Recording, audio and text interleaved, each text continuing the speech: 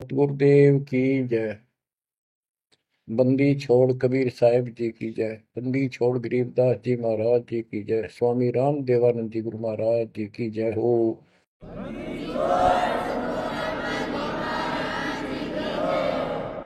सर्व संतों की जय, सर्व भक्तों की जय, धर्मी पुरुषों की जय। श्री काशी धाम की जय, श्री सुडानी धाम की जय, श्री क्रोथा धाम की जय, श्री बरवाड़ा धाम की जय। सत साहिब। गरीब नमो नमो सत्य पुरुष को, नमस्कार गुरु की नहीं। सुर नर मुनिजन साधुआ, संतों सर्वसदीन। सतगुरु साहिब संत सब, दंडवतम प्रणाम। आगे पीछे मध्य हुए, किनको पूर्व। कबीर सतगुरु के उपदेश का, सुनिया एक विचार। जय सतगुरु मिलते नहीं, जाते नरक द्वार। नरक द्वार में दूत सब,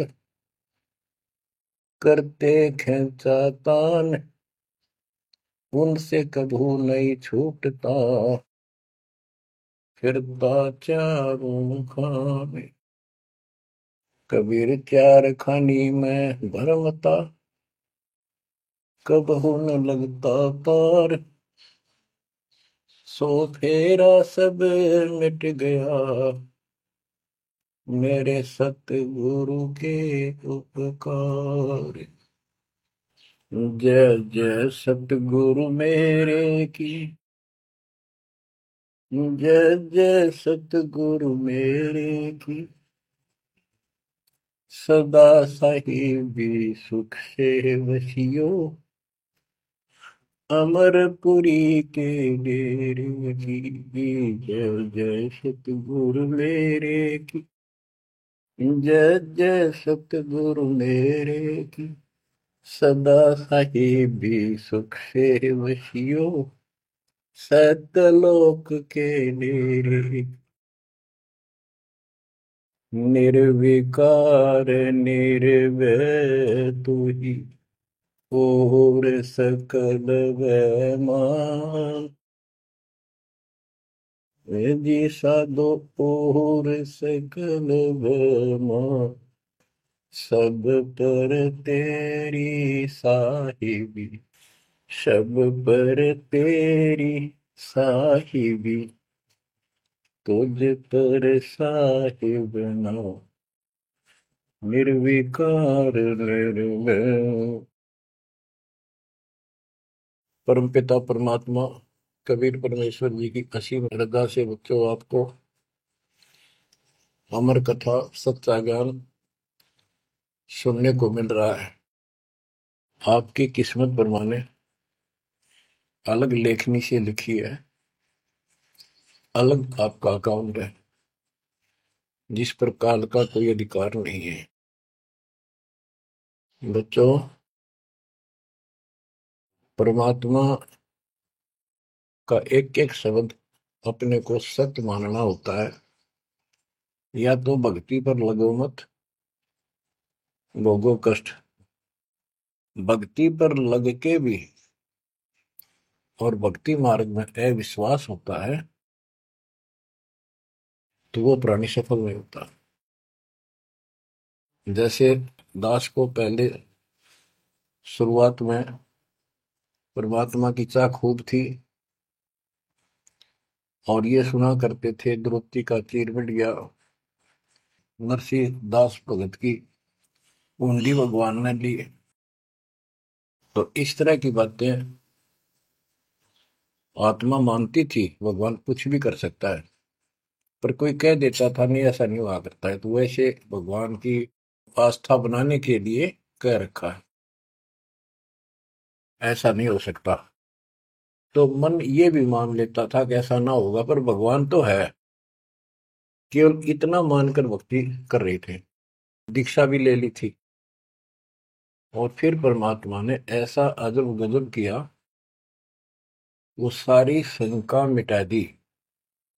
लोहे की जाली को 1 फुट से ज्यादा बढ़ा दिया, और दोनों को बढ़ा दिया, एक को नहीं। तो बच्चों, विश्वास बहुत जरूरी है। जैसे आपको उदाहरण दिया जाता है सत्संग के माध्यम से। एक गांव के बाहर 2 साधक साधना कर रहे थे। एक 40 साल से बैठा था, आयु 60 के आसपास हो चुकी थी। दूसरा 4 वर्ष से साधना करने लगा था, वो भी घर त्याग कर बाहर आश्रम बना रखा था। तो बच्चों, वैसे तो साधना दोनों की ही शास्त्र विरुद्ध थी।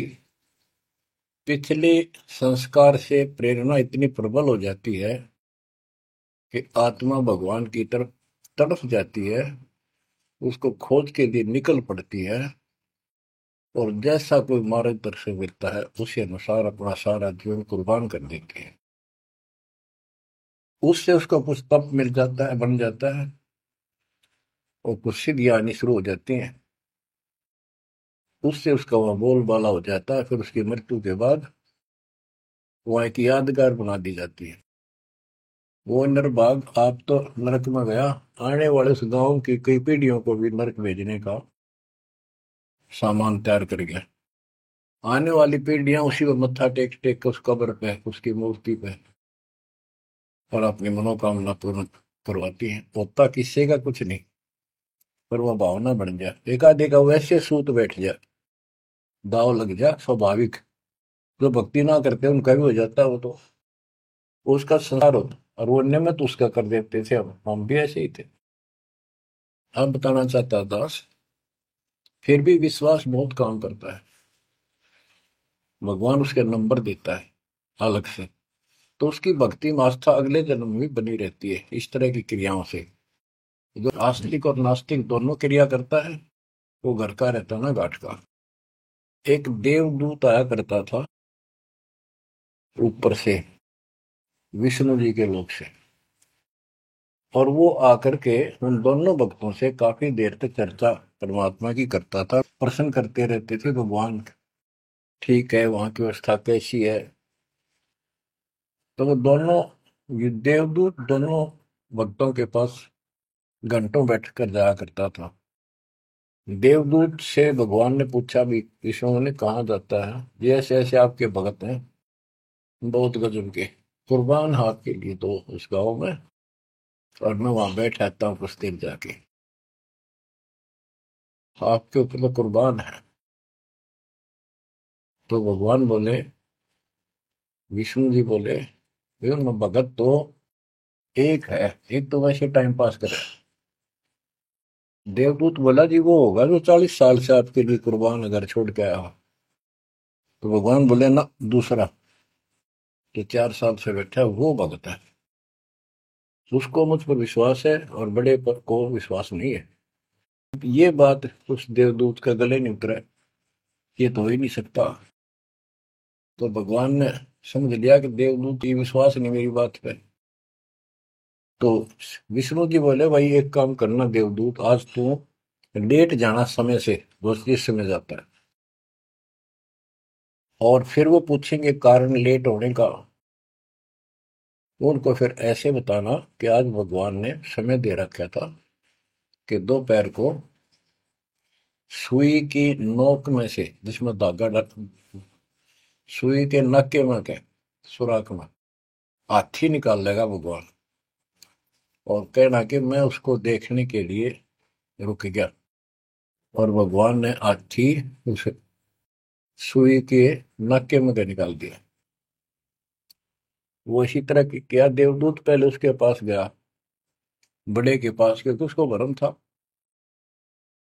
तो विष्णु जी ने कहा था, फिर ये देखना वो कौन क्या प्रक्रिया करता है, तुझे स्वयं फैसला हो जाएगा भगत कौन है। देवदूत उस बड़े के पास गया, उसने भी ये जाते कारण पूछा कि क्या बात, देवता आज लेट हो गए, आपकी बहुत इंतजार थी और आपके साथ बैठकर भगवान की चर्चा करते थे, अच्छा समय व्यतीत होता था। क्या बात होगी, क्या कारण हो गया, लेट हुए आप आज? देवदूत ने वही बताया कि आज दोपहर को भगवान ने एक लीला करनी थी, वो देख कर आया। तो भगत बोला, क्या लीला की? कि कमाल कर दिया भाई, हद कर दी। भगवान ने एक हाथी को सुई के नक्के में निकाल दिया। इसको देख कर आया मैंने, इसको देखने के लिए रुका था। भगत बोला, 40 साल वाला देवदूत देवता इसी झूठ बोल, किसी का जत जा, ये कभी हो सकता है? सुई के नक्के में का हाथी निकल जा, क्यों झूठ बोल रहा है? देवता होकर ऐसी बात कर रहा था। तो उस देव की भैंस उठ गई और उसके सारे अनुभव फेल हो गया। तो भगवान ठीक कह के थे, तो कति डांगर है। जब इसको इतना विश्वास नहीं, भगवान कुछ नहीं कर सकता, तेरे जैसा घसियारा है, फिर भक्ति क्यों कर रहा है? देवदूत उठ कर चल पड़ा। फिर वो 4 साल वाले के पास गया। उसने सोचा, यूं तो माना धमका दे मेरे को, गुस्से होएगा, इसको तो ज्ञान ही कुछ नहीं होगा अभी तक। उस 4 साल वाले ने भी, भगत ने पूछा, देवदूत तो लेट हो गए, आपके आने की बड़ी इंतजार रहती थी, आज तो सोच लिया था शायद नहीं आएंगे, क्या काम हो गया ऐसा कोई, हमें भी बताओ। देवदूत बोला, भाई क्या बताऊं, झूठ मैं कह नहीं सकता और सच्ची किसी का गला उतरती नहीं। भगत बोला, बताओ तो सही क्या बात है? क्या दोपहर को भगवान ने एक लीला करनी थी, मैं उसको देखने के लिए रुक गया। क्या लीला थी?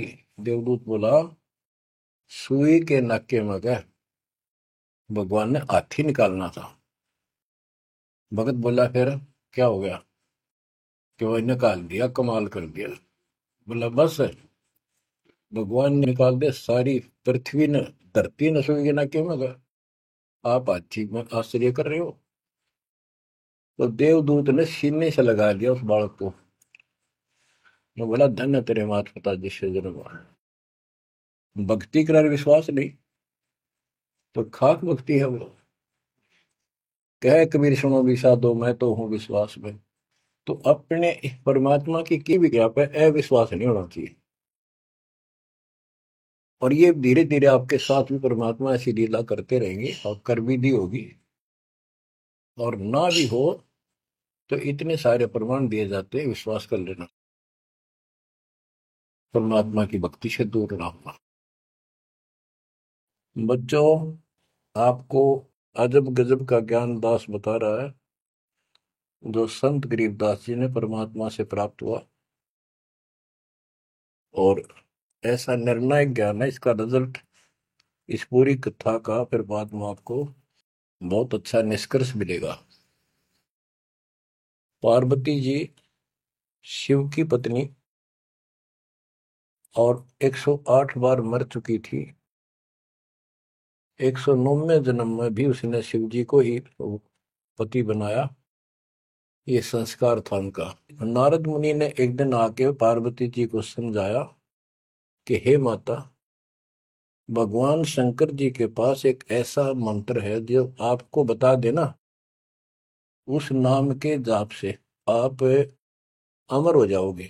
अन्यथा आप 108 बार मर चुके हो और वो भगवान उसकी प्रमाण के लिए आपके शरों की खोपड़ी की माला बना रखी है। 108 है गिन दिए। पार्वती जी बोली, भाई नारद बिल्कुल सही है, 108 है। मैं पूछती हूँ ये किसके के यू क्या है, तो वो टाल मटोल कर जाते हैं। तो हे माता, आपका जन्म मरण मिट जाएगा। तो वो बोली, भाई ये मेरे बात समझ में नहीं आती कि शिव महाराज जी मेरे से कुछ नहीं छुपाते, और इसने ये कैसे छुपा रखा मंत्र मेरे से बहुत प्यार करते हैं। और बताते हैं, तेरी मृत्यु के बाद मैं बहुत रोता था। तो नारद जी ने कहा, माता अभी तक आप उनको पति मानती हो। जिस दिन परमात्मा रूप देखोगी और उनको एक गुरु रूप में नम्र भाव से प्रश्न करोगी, कति अति नम्र होकर, तब ये गुप्त मंत्र आपको बताएगा। ये मंत्र शिव जी ने किसी को नहीं दिया आज तक, क्योंकि ऐसा किसी का लक है नहीं, ऐसा भाव किसी का है नहीं। तो आपको वो भाव बनाना पड़ेगा जिससे वो आपको अमर मंत्र दे दे। नारद कह के चला गया, पार्वती को बेचैनी होगी माता जी को। शिव जी जब घर आए और दिनों तो वो दूसरे ढंग से बात करा करती, क्योंकि पत्नी बराबर का हकदार होती है, हिस्सेदार होती है। उस दिन चरणों में लेट गई, दंडोत प्रणाम किया और चरण पकड़ के रोने लगी और कहने लगी, हे भगवान, मुझसे ऐसी कौन सी गलती बन गई कि आपने मेरे से वो अनमोल मंत्र छुपा रखा है। हे भगवान, मैं 108 बार मरी, क्या आप दुखी नहीं हुए होगे? मुझे वो नाम बता दे जिससे मेरा जन्म मरण मिट जाए। अब शिव जी उसके मुंह की तरफ देख रहा है, पार्वती की सारी आओ भाव को समझ रहा है। कहने लगा, पार्वती, आज तेरे को कौन सा भगवान आत्मा मिल गया जिसने तेरी बुद्धि बदल दी? ये तेरी बुद्धि का ज्ञान नहीं है, तेरे को तो मैं जानता हूँ। ये बात तेरे मन में भी नहीं आती थी। मैंने कोशिश भी की, भक्ति किया करो।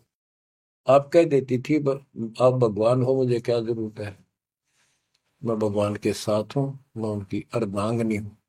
तब पार्वती जी ने बताया कि नारद जी आए थे, उन्होंने मुझे ये सब बताया। तो भगवान शंकर बोले, पार्वती सुन ले, जितनी बार तू मरी मेरा पागल जैसा हाल हो जाया करता था। एक बार तो राजा दक्ष के यज्ञ में जलकर मरी, तेरे अस्थि पिंजर को उठाए मैं 10,000 वर्ष तक घूमता रहा था, तो आप कंधे पर रख के और पार्वती पार्वती करता हूँ। तो एक सुदर्शन चक्कर आया, उसने काट के तेरे टुकड़े कर दिए शरीर के। जब मैं ठगा सा रह गया, मेरे हाथ कुछ नहीं बचा, फिर तेरा जन्म हो गया, शादी फिर होगी। वह भूल पड़ी। ये मंत्र ऐसा अजब गजब है, ये आम व्यक्ति को नहीं बता जा सकता। भगवान शंकर जी ने कहा कि अब तेरी आत्मा सच्चे दिल से डिमांड कर रही है, अब मैं तुझे यू नाम दूंगा। गरीबदास जी बताते हैं कि जैसे सीप एक जानवर होता है, शंखला सा जैसे एक शंख होते हैं, इस टाइप के मजबूत शरीर का, और उसको सीप बोलते हैं, सीप। वह सीप जो है, गर्मी हो जाती है जब उसको अंदर पानी की डिमांड होती है, मोती बनाने के लिए उसमें प्रेरणा होती है, जैसे पशु में गर्भ धारने की होती है। उस समय सीप समुद्र के ऊपर आ जाती है, ऊपर बादल गरज रहे होते हैं। यदि उसका मुख खुला हो और बारिश की एक बूंद भी उसके मुख में चली जा, तो उससे मोती बनना शुरू हो जाता है। उस बूंद को लेकर शिप वापस समुद्र में गोता लगा जाती है, उसमें मोती बन जाता है। और यदि सीप का वो मुंह बंद हो तो सारा सामान बरस जाए उसके ऊपर, मोती नहीं बने। तो पार्वती को समझाया कि अब तेरी सीप का आत्मा का मुंह खुल चुका है, अब मैं यो नाम दूंगा, असर करेगा। और पहले तेरी सीप आत्मा का मुंह बंद था, इसलिए ये उन्मोद मंत्र ऐसे व्यर्थ नहीं कर सकता था। फिर कहा कि चलो, सुबह सुबह एकांत स्थान पर पहुंच गए। वहां एक सूखा वृक्ष था, पत्ते भी नहीं थे, उसके नीचे बैठ गए और बच्चों वहां फिर दोनों हाथों की ताली बजाई। तो आसपास के पक्षी उड़कर भाज गए, इतना शोर हुआ, और जो अंडे थे वो बच्चे बढ़कर उड़ गए। उसी वृक्ष की खोगड़ में एक खोखले स्थान पर तोते के अंडे थे। वो जो अंडे थे, उस स्वस्थ अंडे तो बच्चे बढ़कर उड़ गए। अस्वस्थ था एक अंडा, कति खराब हो गया था, गंदा हो गया था, वो वहीं रह गया। भगवान शंकर को पता नहीं था कि इसमें कोई तोते के बच्चे भी हैं, अंडे भी हैं। उनको मालूम था कि अंडे भी होंगे तो बच्चे बनकर जा चुके होंगे। अब बच्चों, बहुत सी कहानी इस एक ही कथा से आपको समझ में आएगी। जैसे ये क्या करते हैं, भक्ति ना करके मृत्यु के प्राप्त हो जाते हैं, फिर क्या करते हो, अस्थियों को उठाते हैं, जड़ी हुई हड्डियों को, उनको उठाकर गंगा में बहा के आते हैं। उनका उद्देश्य तो ये होता है कि इसको इतने गहरे पानी में डाल दे कि जो व्यक्ति मर जाता है, स्त्री या पुरुष, जब वो प्रेत बन जाता है तो अपने घर आता है। घर में वो अपने बॉडी को खोजता है, फिर वो जाता है शमशान घाट पे। उसको एहसास होता है कि ये ताजा ताजा जो फूके गए हैं, ये तेरी हड्डी है। उन हड्डियों को अपनी मानकर उनका चिपक जाता है भूत, और फिर कभी घर और कभी उन हड्डियों के पास वहां चक्कर काटता रहता है और परिवार वालों को तंग करता है। तो क्या कर, इसीलिए उसको उन हड्डियों समेत उठाकर उसने इसी जगह डालते हैं, उसको भेजा नहीं लगता, और वो भटक भटक के चला जाता है। तो बच्चों, अब हमने न तो ये क्रिया करनी, क्योंकि हम भूत बनाए को नहीं, हमारी सच्ची भक्ति है, और उससे कोई समाधान नहीं हो जाता। तो इसी प्रकार तो दास बताना चाहता है कि मरने के बाद भी उन हड्डियों को भी वो जीव अपना मान रहा था कि मेरी है, उनके चिपक जाता है।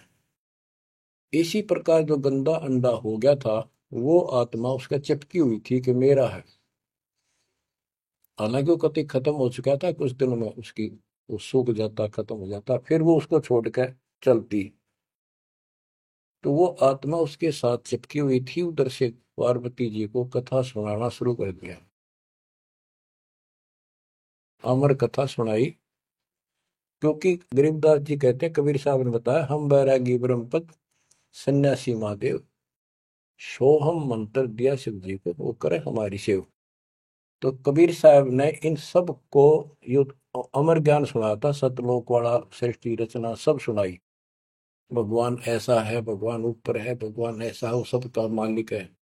जब तो मान ली, प्रथम नाम एक ले लिया, किसी को ओम दे दिया, किसी को सोम दे दिया, किसी को श्रीयम हरियम दे दिया, किसी को किलियम। इस तरह इनको अपना बनाया परमात्मा ने। और फिर सोचा था कि दोबारा मैं आऊंगा, अगर इनकी बुद्धि काम करेगी, इनकी आस्था ठीक रही, तो फिर नए सिरे तो मंत्र पहला दूंगा। जब दूसरी बार परमात्मा गए, तो इन सब की बुद्धि काल ने फेर दी। इन्होंने सुनी भी नहीं कबीर साहब की बात। तो कबीर साहब वापस आ गए। अब वो ज्ञान शिव जी को था, पार्वती को बताया और मंत्र दिया उसको। अब बच्चों, 5 नाम शिव जी को बताए थे, लेकिन शिव जी विशेषकर एक सोहम मंत्र ही जाप करता है। ये चक्कर ये है कि जो गुरु बताते हैं, हम उस पर ना रुक करके फिर मनमुखी जरूर करते हैं कोई कोई। और परमात्मा जी ने, कबीर साहब ने शिव जी को सब कमलों का भेद बताया था। ये योगी था, इससे तो एक कमल भी नहीं सुलझा था, एक भी, और अभी तक नहीं सुलझा है, लेकिन ज्ञान सारा बता दिया था।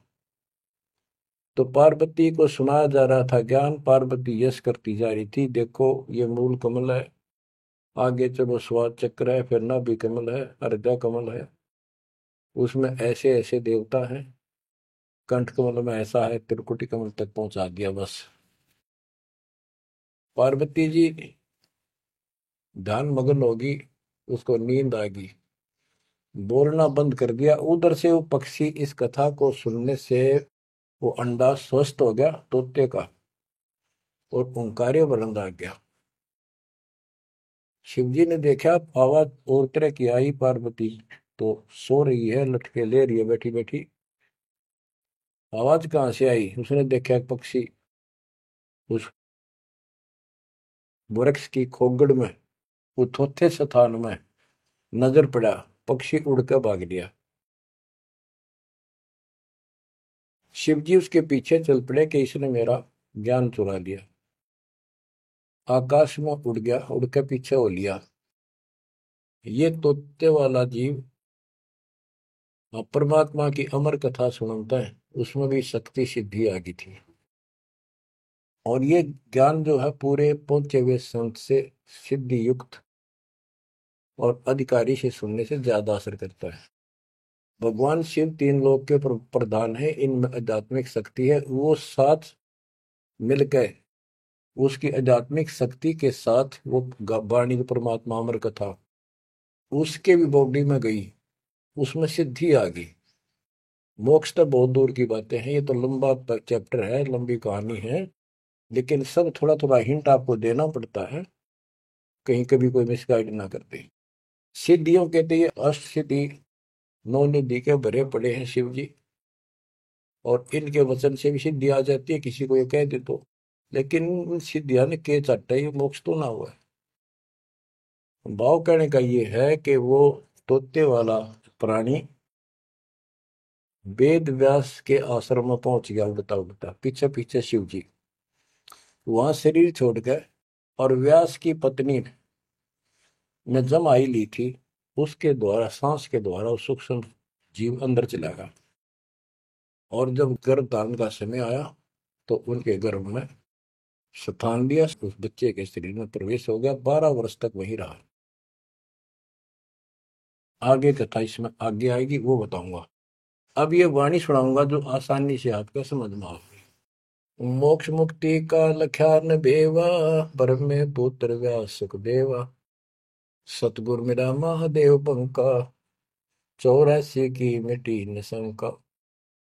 के महादेव जैसे भी उनको मिले, फिर भी 84 लाख योनियों का चक्कर उसका मिटा नहीं। 78 जन्म गौरी भरमाई, शिव को रुनमाला गले लाई। अर्ध शरीरी देवी गौरा, जिनका थीर बयानी मोरा।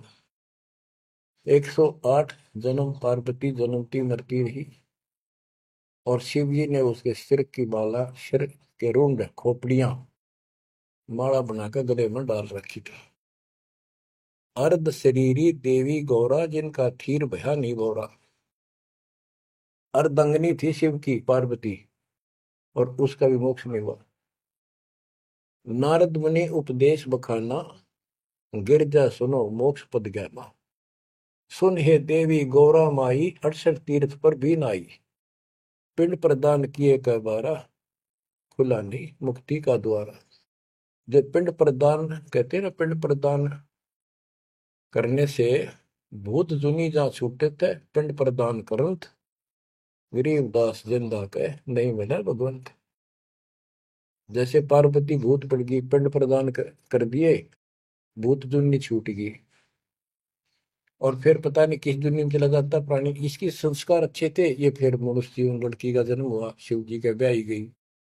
ये पिछले जन्म जन्मांतर की शक्ति भक्ति के कारण मनुष्य जीवन ज्यादा भी हो सकते हैं, लेकिन मोक्ष ना होने से फिर 84 लाख योनियों में जाना था। इस पार्वती ने भी आगे भी जाएगी, शिव जी भी मरेगा, पार्वती भी मरेगी, और फिर ये 84 लाख योनियों में जाएंगे। कहते हैं चंद सूरज की आयु लग, जो जीव का रह शरीर, सतगुरु से बेटा नहीं तो अंत कीर का कीर। अगर चांद सूरज की आयु तक भी जीव का शरीर रहे और पूरा सतगुरु मिला, नहीं तो अंत में कीड़े मकोड़े बनेगा।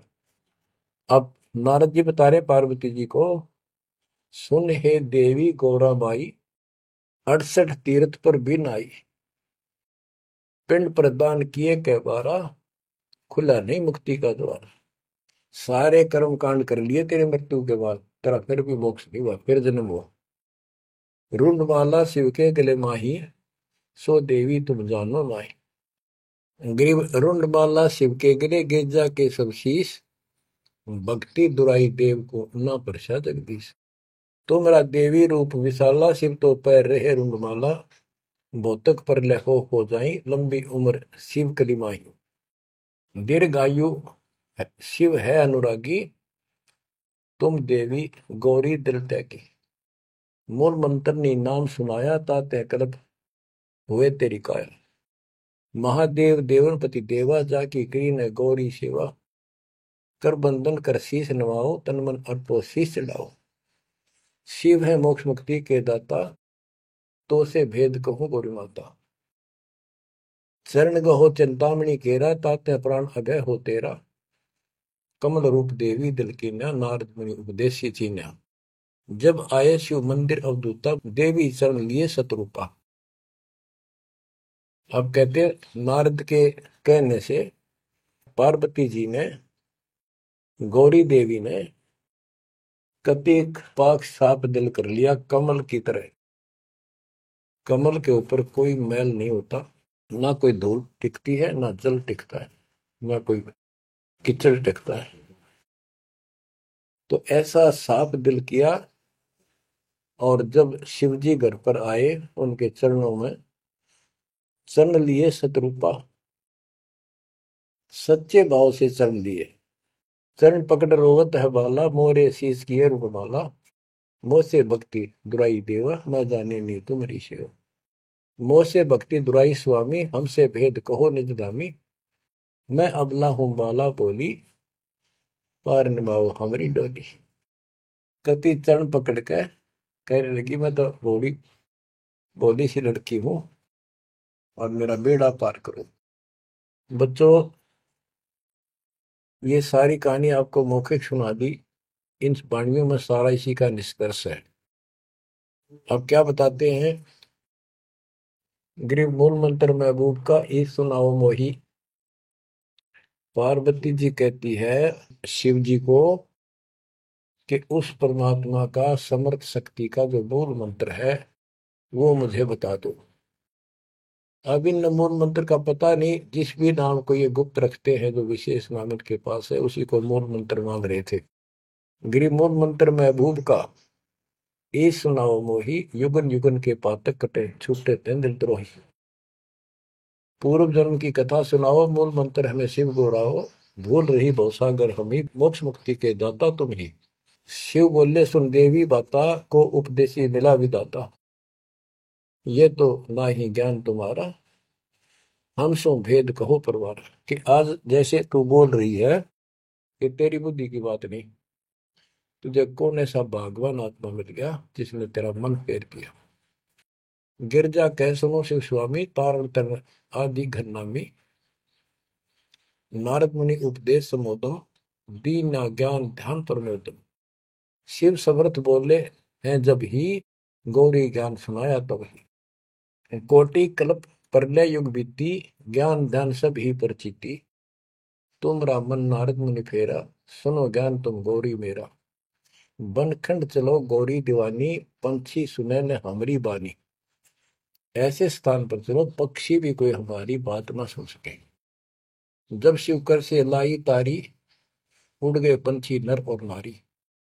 जहां एक सूखा तरवर ताक्या, वहां पर एक सूखा वृक्ष देखा। शिव को आसन तहां वहां रखा, उसके नीचे अपना आसन लगा दिया, पार्वती को साथ बैठा दिया। जहां एक गंदा अंडा तिस्माही, तिस जाने तय समर्थ साई। योग असंख्य है, कल्प बरमाया, पूर्व जन्म कोई पिछला आया। अब तुम सुनो गौरी मेरा ज्ञाना, आसन मुख कर कोटिसाना। आसन पदम लगाओ गौरा, मेर दंड सुधा कर भोगा। गिरिप आसन पदम लगाए कर, भंवर चुड़ाओ सुन। अनहद नादू बाजही, जहां लगाओ तुम। और क्या बताते हैं कि उस वृक्ष की खोगड़ में गंदा अंडा पड़ा था, और उस गंदे अंडे वाले जीव के असंख्य जन्म 84 लाख योनियों में हो चुके थे। यहां से उसके भाग जागे,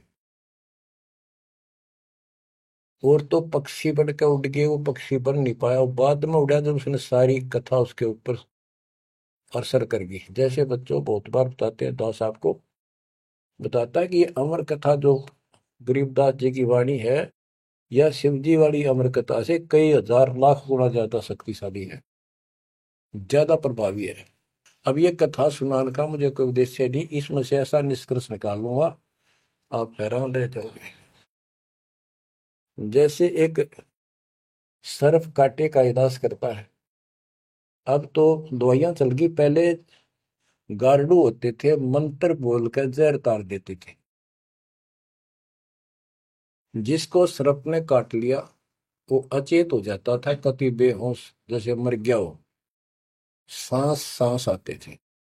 और गार्डू क्या करता है, एक मंत्र 5-4 पंक्तियां होती हैं, उसको शुद्ध करता अपने जीवन में, 5 4 7 10 साल लगा के वो वाणी शुद्ध हो जाती है। फिर तो उसको बोलता रहता उसके ऊपर साथ बैठ के उस सर्प जैसे व्यक्ति पर।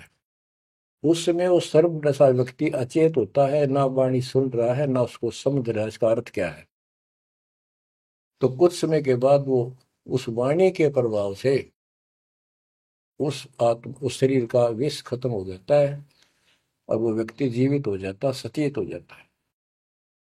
इसी प्रकार बच्चों, परमात्मा की अमर कथा जितना जिस जो सक्षम है उसके मुख से जिस सुनी जाती है, तो उस सत्र का उसको लाभ अवश्य मिलता है। तो ये गंदा अंडा था, इसके साथ जीव चिपका हुआ था।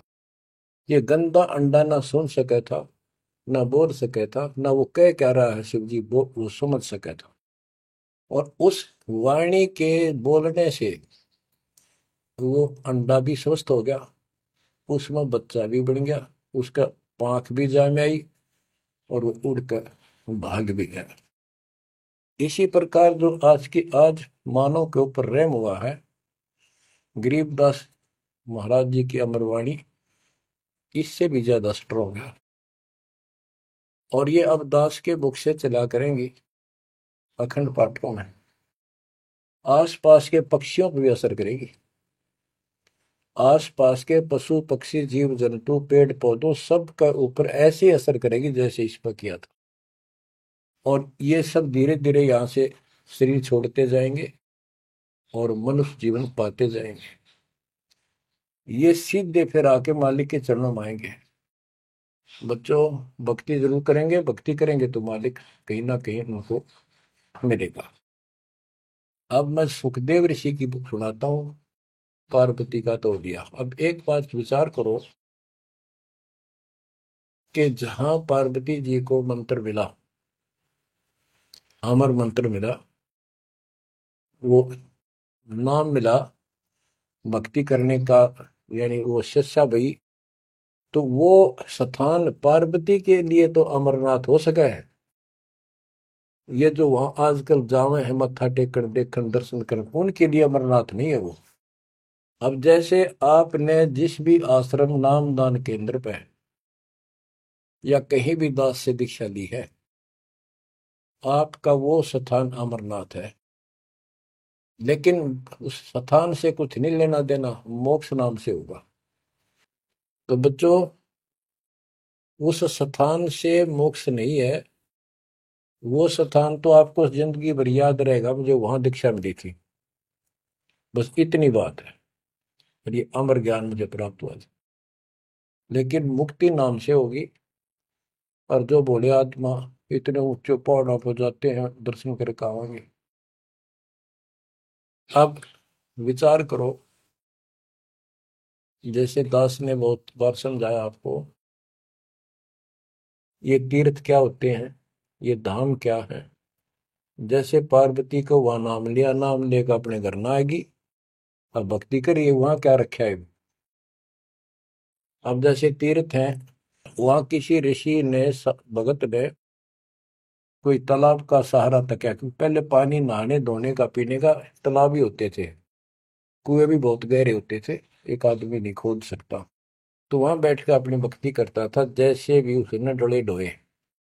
क्योंकि सत साधना तो आपको ही मिली है, पूरे विश्व को चार चार युग के बाद मिलेगी। तो वो जैसे भी तप किया, कुछ किया उसने, जैसा भक्ति की, उस आधार से वो उस लोक में चला गया। और अब वहां कुछ नहीं। अब जैसे हम किसी का एक हमाम दस्ता ले आते थे और उसमें सामग्री कूटते हवन की और वापस दे देते मांझ धो के, हमाम दस्ता होता है लोहे का उखड़ सा, एक डेढ़ एक फुट का उसका मुसड़ सा होता है लोहे का ही, उससे वो कूटते हैं जैसे चटनी कुटे आ रहे कुंडी में। तो हमाम दस्ते में थोड़ी बहुत स्मेल थी, और 5-4 दिन में वह भी खत्म होगी। जिसका मांग के लाए तो उसको दे आए, तो उन घर वालों ने महसूस हुआ कि इसमें कुछ स्मेल आवा है, तो कोई सामग्री कूट रखी है। और कुछ दिन के बाद वो स्मेल भी खत्म होगी, और वो सामग्री सारी कति साफ करके अपने घर रख ली। अब उस स्मेल को सूंघ बार बार को, हो कमाल हो गया, बड़ी स्मेल आई, फिर वह खत्म होगी, चलो स्मेल लेके आते हैं। उस स्मेल से कुछ नहीं होने का, उस सामग्री से गूगल खेओ, वह बनानी पड़ेगी। इसी प्रकार मोक्ष प्राप्ति के लिए यह साधना करनी पड़ेगी। तो वहां जाने से कोई लाभ नहीं जहां पर कभी कोई ऋषि ने कोई साधना की थी, वो तीर्थ बने हुए हैं। तो काल ने परमात्मा से कहा था, जो मालिक आए थे जोगजीत रूप में, अपने बच्चे ज्ञानी के रूप में, जोगजीत रूप में, सहजदास रूप में, कई रूप में आते रहते हैं। तब काल ने सारी वचनबद्ध करा के मालिक को, और फिर अपनी वह दुष्टता दिखाई थी। इन्हों कहा था, जाओ ज्ञानी वैसे जाओ, जोग जीत संसारा, जीव न माने कहा तुम्हारा।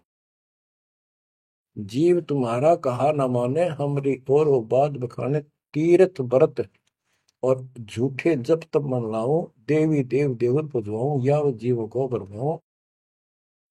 द्वादश पंथ करूं मैं साजा, नाम तुम्हारा ले करूं आवाजा। द्वादश पंथ जो नाम जो ले, सो मेरे मुख में आन समोई, और अनेक पंथ चलाऊं, या विद जीवों को बरमाऊं। तो आज वो सारा काम इसने कर रखा है। अब आप किसी को समझा के देख लो, आपके सर हो जाते हैं। तुम हमारे देवताओं को ऐसे बताते हो, हमारी साधना को गलत बताते हो, तीर्थों में जाना ठीक नहीं, व्रत रखना ठीक नहीं। तो काल ने बोल रखा था कि हमारी ओर हो बात बखाने, हमारी ओर हमारा तरफ पक्ष लेकर के वाद विवाद किया करेंगे। अब बच्चों, जो दास बता रहा है कि जो अमर पाठ और अखंड पाठ या वैसे वाणी सत्संग जहां भी चल रहे हैं, चला करेंगे, चलते हैं, चल रहे चलेंगे, वहां आस पास के पक्षियों को भी इसका राहत मिलेगी। और जैसे सुखदेव ऋषि, सुखदेव व्यास जी की पत्नी के पेट में समा गया, गर्भ में, उसके बाद 12 वर्ष तक गर्भ में रहा। वहां उसको याद रहा कि पिछले जन्म तो असंख्य खो दिए, भक्ति नहीं बड़ी। अब के मानव शरीर प्राप्त हुआ, और बाहर जाते भूल पड़ जाती है तो जुल्म हो जाता है। इस डर के मारे गर्भ से बाहर गया। 12 वर्ष बीत गए, ब्रह्मा विष्णु महेश को टेंशन हुई, ये तीनों आ गए। इन्होंने कहा कि सुखदेव बाहर आओ, 12 वर्ष तक गर्भ में ठीक नहीं, हमारी मर्यादा खत्म होती है। 9 महीने भी माताएं गर्भ में बच्चा रखती है, बहुत परेशान हो जाती है, और 12-12 वर्ष रक्षा करेंगी, ये गलत परंपरा डलती है, आप ऐसा ना करो, बाहर आओ। तो सुखदेव ऋषि ने कहा कि हे परवरदिगारो, हे भगवानो, अब मुझे ज्ञान हो गया, बाहर आती है आपकी माया, यह त्रिगुणमयी माया हमें अचेत कर देती है, सब बुला देती है, इस माया ने रोक दो, फिर मैं बाहर आऊं। इन्होंने कहा, भाई ज्यादा हम भी नहीं रोक सकते, ये हमारे से भी बहुत ज्यादा प्रबल है, हमारे बस की बात नहीं है, बस कुछ सेकंड के लिए रोक सकते हैं। तब उसने कहा, जी कुछ सेकंड के लिए रोक दो। तो कुछ क्षण के लिए रोकी, इतना में सुखदेव बाहर आया। तो उसको भक्ति की प्रेरणा बनी रही, भगवान की याद रही। उसी समय 9 नाथ 84 सिद्ध, यानी 93 बच्चे और लड़के पैदा हुए, ऐसा इत्तेफाक था, संस्कार था उनका। उनको भी ये बातें याद रही, उनमें से 9 तो नाथ बन गए, और 84 सिद्ध कहलाए। उन्होंने भक्ति की प्रेरणा बन गई बचपन से ही, मालिक की याद बनी रही। लेकिन सच्चा सतगुरु ना मिलने से ये भी डले डोए। अब बच्चों ज्ञान पूरा आ चुका है और वो ठीक का समय आ गया है। गुरु पूरा, ज्ञान पूरा, भगवान पूरा। तो अब जो ये वाणी चले हैं और दास के मुख से चला करेंगी, ये सत्युत मस्तार देंगी। काल के पता नहीं कितने जुगाड़ को तोड़ेंगी, कितने जीवों का उद्धार बनेगा। मनुष्य का तो कहना ही क्या, डांगर डोर पशु पक्षी कीड़े मकोड़ों को भी सहारा मिलेगा इसका। ये इन पुराणों से कथा है और ये आपके सामने सच्चाई इस तरह है। अब तो सुखदेव ऋषि जब बाहर आया, उड़ कर चल पड़ा वहां से। पिता ने कहा बेटा, व्यास जी ने कहा पुत्र, एक बार शकल दिखा दे। 12 वर्ष इंतजार की, पुत्र होगा। तब उसने कहा एक देवा दूतम, कोई किसी का पिता नहीं पूछतम। पिताजी पता नहीं कितनी बार तू मेरा पिता बन लिया, पता ना कितनी बार मैं तेरा पिता बन लिया। अब मुझे समझ में आ गई है, मैं आपकी तरफ देखूं नहीं, मेरा मोह बन जाएगा। ये छूत की बीमारी है, ये मोह। ये विस्तार से फिर कभी बताएंगे। और ये हम आप लावा जाने का, लेकिन ये उसकी गलती थी। ज्ञान ना होने से इसने इतना ही समझ थी तो वो उस समय गलती कर गया। चलो जो भी इसकी सोच थी, उस आधार से ये वहां से चल पड़ा। पिता पीछे पीछे मोह में दूर तक गया, वहां से आकाश में उड़ गया, अंतर्ध्यान हो गया। आगे जाके फिर प्रकट हो गया। अपनी और नाल जो बच्चे की नाभि से, माँ की नाभि से चिपकी होती है, वह गेल बाहर आके टूट गई, टूट कर बाहर आ गई। वो बाद में काटा करते हुए बिना कटवाई कंधे पर घेर कर उठ गया, आगे काटूंगा। अब आकाश में उड़न की सिद्धि उसमें उस मंत्र से आ गई, वो अमर कथा से। अमर कथा में शिव जी ने पूर्ण परमात्मा की महिमा बताई, जो कबीर साहब ने उसको सुना रखी थी। इसमें काफी प्रकरण है, अब इतना समय नहीं जो मैं वो शायरी बताऊंगा आपको। कभी परमात्मा ने दया की बड़ी जेल में, फिर उनको विस्तार से समझाया करेंगे। तो कहने का भाव ये है कि सुखदेव ऋषि को अभिमान हो गया कि मैं बहुत बड़ा सिद्ध पुरुष हूं, आकाश में उड़ जाता हूं। तो बच्चों स्वर्ग में जाने लग गया,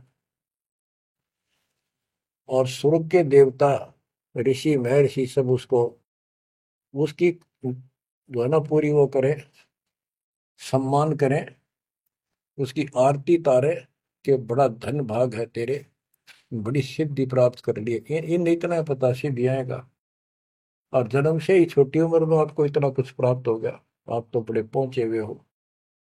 तो सब उसकी खूब अच्छी तरह प्यार रखे, महिमा गाओ। एक दिन उसको, उसने स्वर्ग में जाने की इच्छा व्यक्त की विष्णु जी के लोक में। वहां उसको इसलिए नहीं जाने दिया कि उसका गुरु नहीं था। विष्णु जी तक बात कही। विष्णु जी ने पूछा कि हे ऋषि जी, आपने गुरु नहीं बना रखा? अगर नहीं, गुरु की क्या आवश्यकता है महाराज, ये गुरु बना रहे वो नहीं आ पाए और मैं बिना गुरु के आ गया। विष्णु भगवान बोले ठीक है, वो अलग बात है, यहाँ वही रह सकता है जो पहले गुरु बनाओ। फिर एक बीमारी और अहंकार के, मेरे बराबर पृथ्वी पर कोई गुरु नहीं, मैं बाल ब्रह्मचारी, वहां कोई ऐसा संत नहीं, मैं बनाऊं गुरु किसको? विष्णु जी ने कहा कि राजा जनक मेरे परम भक्त है, आप उनसे दीक्षा लो।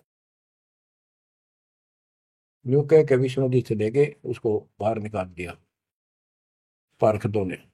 वो स्वर्ग में आए, वहां सारी कथा बताई। फिर अन्य स्वर्ग, कोमर स्वर्ग, फिर ऋषियों के पास आए नीचे, उनको बताया तो सब ने कहा कि सुखदेव बहुत बड़ी गलती कर रखी है, गुरु नहीं बनाएगा, गुरु नहीं बनाएगा तो गधा बनेगा। तो पिछले जन्मों में उसको एकदम वो रील सी चल गई कि मैं कभी गधा बना था एक बार, और अंधा हो गया, स्वामी ने छोड़ दिया, कुमार ने, और मैं भटकता भटकता इन नाले में फंस गया। मेरा पुली बना ली लोगों ने, आन जान लागे, मैंने कहा नहीं, भटक के भूखा मर के, भूखा होकर तो मरा, प्राण निकले। उस भय से उसको चिंता बनी, फिर अपने पिता के पास वापस आता है। व्यास जी देख के बड़े खुश हुए कि बेटा आ गया।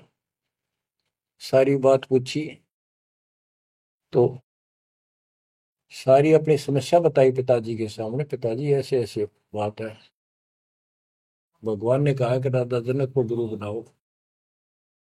तो व्यास जी, क्योंकि जितने भी महापुरुष हैं वो एक सुर में बोलते हैं, उनको इतना ज्ञान तो है, गुरु बिन बात नहीं बनती। उसने विशेष ज्ञान तो सुना नहीं था, वो बैटरी चार्ज होगी, उसने उड़ा फिर था, उससे ज्ञान था ही नहीं इसको। तो व्यास जी बोले, रे बेटा, मैं तो खुश था, चलो बेटा ना मेरे पास आया, पर यूं चर्चा तो चल रही है व्यास का बेटा इतना पहुंचा हुआ है, अब तने गुरु नहीं बना रखे, मैं तो तुम्हें कमाल कर दिया।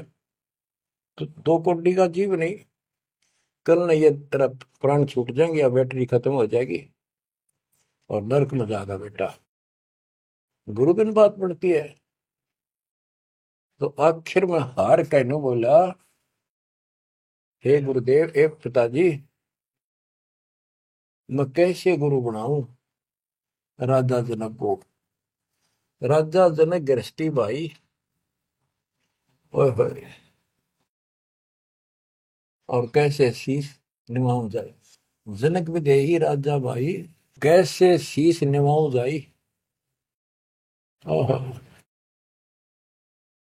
सुखदेव बोले, ज्ञान विवेक का हमने स्त्री का मुख नहीं देखे। तो उसके पिताजी बोले, जो भगवान ने कह दिया, और तू अब भी अगर मगरब कर रहा है, एक अन्य का जीव नहीं, तेने ज्ञान भी खाएगा, कहाँ जाएगा फिर तू, वहां तेरे को पढ़ने नहीं देंगे स्वर्ग के अंदर। जो मरता क्या नहीं करता, राजा जनक के द्वारे गया, वहां चरणों मत्था टेका और अपने कल्याण का मार्ग पूछा। बच्चों, क्योंकि यहाँ समय बहुत कम मिलता है, इससे बहुत सी जानकारी होगी आपको, अजब गजब ज्ञान होगा। क्योंकि अभी तक दास ने आपको केवल प्रमाण दिखाए, सारे ग्रंथ सुन जाए और एक नंबर का ज्ञान आपके हृदय में जमा दिया कि जो दास कह रहा है वो सारी सच्ची है। अब दास कोड वर्डों में, संकेतों में भी ज्ञान समझाएगा, तो भी आपकी आत्मा गिल्ला कैच करेगी साथ के साथ। गरीब गोता मारू स्वर्ग में, जा बैठो पाताल, गरीब दास ढूंढता फिरो अपने हीरे मोती लाल। आप वो हीरे मोती लाल हो बच्चों, आप सामान्य आत्मा नहीं हो। जब परमात्मा आपको कैसे रंग रहा है, रंग में कैसे दूध अमृत पिला रहा है आपको घर बैठे, आपको नहीं पता इसका क्या प्रतिफल होगा। बच्चे को माता पिता दूध पिलाते हैं, बढ़िया भोजन खिलाते हैं, उनको पता है कि इसको कितना इसका लाभ मिलेगा। बच्चे को ज्ञान नहीं होता, वो धक्के तो पिलावे, खेलने लग रहा हो, माँ लाओगी बुला के, आजा भाई आजा बेटी, दूध पियावेगी। बस दूध पीता पीता भी इन्होंने सोचा है, बच्चा अब छोड़ दे, जल्दी ही डांक ठोकूं, बाहर खेल का हूं। अब वह दूध पिया के फिर छोड़ देती, जा वे खेल है तू। तो बच्चों, ये अमृत दूध है आपकी आत्मा के लिए। अपना काम करो, संसारी काम करो, फिर तो दिन का जो होमवर्क क्लास वर्क है वो भी करो। तो ज्ञान का जो असर है ये व्यर्थ नहीं जाएगा, आपकी आत्मा को इतनी ताकत दे देगा जिसमें भक्ति बिल्कुल सुदृढ़ हो जाएगी, सुरक्षित रहने लग जाएगी। क्योंकि मन में दोष नहीं रहेगा, कोई गलती करे बनेगी नहीं, तो सब कुछ सुरक्षित रहेगा। आपके मोक्ष के लिए परमात्मा ने कसर नहीं छोड़ रखी, जो भी संभव व्यवस्था है वो सारी कर दी है। बच्चों, तुम भी दया करियो, रहम करियो उस परम पिता पे। और इस दास की उम्र देखो, और दास कहाँ है 9 साल से ये देखो, और यहाँ से आपके लिए क्या कर दिया उस दाता ने, उस मालिक को देखो ध्यान से। आप बालक नहीं हो, आपकी आत्मा में समझ आ जानी चाहिए कि ये क्या हो रहा है। कुर्बान हो जाओ, संसार की भूल जाओ बातों को, जो ज्ञान हम देते हैं उसके ऊपर समर्पित हो जाओ, तन मन धन सब अर्पिए, भक्ति मुक्ति के काज, जिनके उर्म बंदगी के इंद्र का राज। बच्चों, इंद्रिय कर्म न लग लगार, जो भजन करे नर सुंदरे, गरीब दास जग कीर्ति होगी, जब लग सूरज चंद्रे, जब लग सूरज चंद्रे। बच्चों, आने वाली पीढ़ियां आपको भी याद करा करेंगी, जब तक चांद सूरज रहेंगे आपका नाम रहेगा कि हमारे कौन माता पिता, कौन दादा परदादा दादी इसे अमृत ज्ञान को हमारे कुल में लाए थे। आने वाली पीढ़ियों के उद्धार के लिए तुम जिम्मेवार हो, कुर्बान हो जाओ। परमात्मा आपको मोक्ष दे, सदा सुखी रखे। सत साई।